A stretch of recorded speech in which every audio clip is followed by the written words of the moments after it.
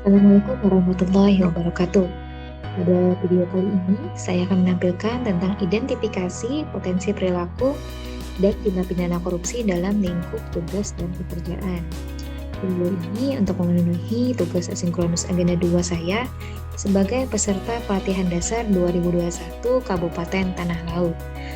Sebelumnya saya memperkenalkan diri dulu. Nama saya Latifah Yakni Alia Madia Farmasi, nomor daftar hari 25, kelompok 3.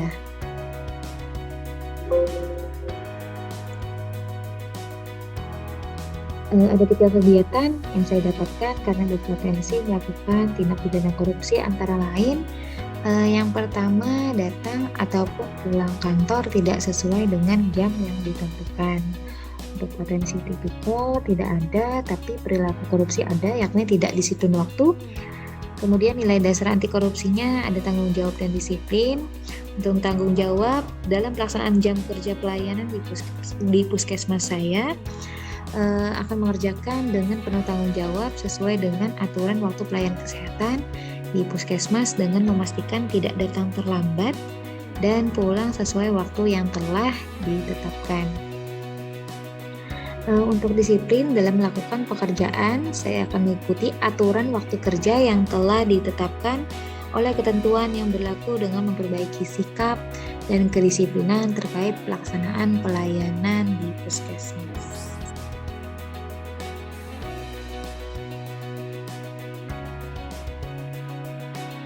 Kegiatan kedua yakni menggunakan fasilitas puskesmas untuk kepentingan pribadi. Ada potensi tindak pidana korupsinya yakni merugikan keuangan negara dan penggelapan dalam jabatan.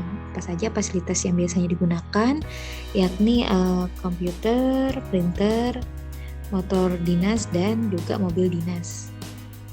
Untuk perilaku korupsi ada penyalahgunaan wewenang, dan nilai dasar anti korupsi yang digunakan adalah jujur dan bertanggung jawab. Untuk jujur dalam menjalankan wewenang, saya akan menjalankan dengan penuh kejujuran dengan tidak menggunakan fasilitas puskesmas untuk kepentingan pribadi dan golongan sehingga terhindar dari perbuatan penggelapan dalam jabatan dan tidak terjadi kerugian keuangan negara. Untuk nilai dasar anti korupsi yakni bertanggung jawab dalam penggunaan fasilitas pemerintah di puskesmas saya akan memelihara dan menggunakannya dengan penuh tanggung jawab sesuai dengan kepentingan pelayanan kesehatan di puskesmas dengan memastikan tidak menggunakan fasilitas milik puskesmas untuk kepentingan pribadi maupun golongan. Untuk kegiatan ketiga yakni memberikan tarif layanan dalam pemberian obat di puskesmas. Padahal obat diberikan secara gratis oleh pemerintah. Potensinya yakni potensi tindak pidana korupsi yaitu pengerasan, dan perilaku korupsinya yakni pungutan liar. Nilai dasar anti korupsi yang digunakan adalah jujur. Dalam memberikan pelayanan obat, saya akan berlaku jujur dengan tidak memberikan biaya tambahan bagi pasien terkait pelayanan kefarmasian atau pengambilan obat. Untuk nilai dasar anti korupsi kedua yakni tanggung jawab. Dalam memberikan pelayanan pemberian obat, tentu saja saya akan mengerjakannya dengan penuh tanggung jawab sesuai dengan peraturan yang berlaku di puskesmas dengan memastikan tidak ada pungutan liar di dalamnya.